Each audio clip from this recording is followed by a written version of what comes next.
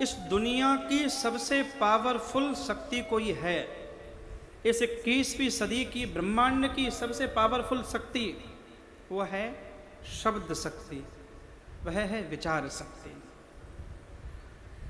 श्री महाभारत जी में भगवान वेदव्यास ने एक बड़ी सुंदर बात कही है।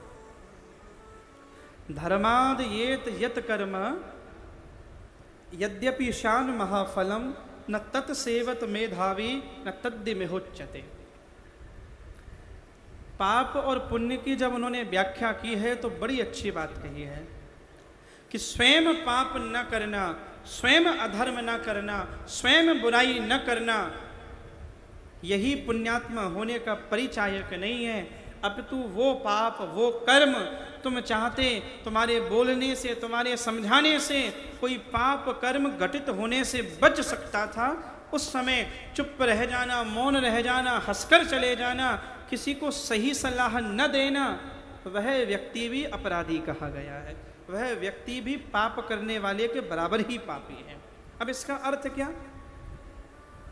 हमारी आंखों के सामने, आस पास, परिवार में, समाज में, जहां भी, प्रथम सूत्र तो ये, किसी को भी गलत सलाह नहीं देनी चाहिए, हमेशा सत्य का ही दर्शन कराना चाहिए। अगर कोई व्यक्ति गलत मार्ग पर, कुपथ्य पर, विमार्ग पर जा रहा है तो उसे शास्त्र का दर्शन कराना चाहिए।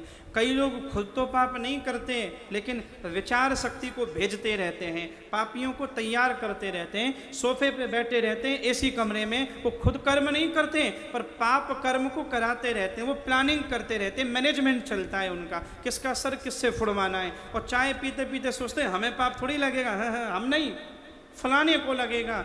लेकिन विचार को जो भेजने वाला है ना, वह भी पापी के बराबर ही जिम्मेदार है, जो विचार शक्ति।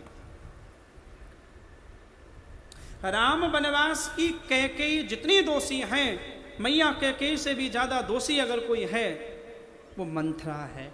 मंथरा है विचार शक्ति।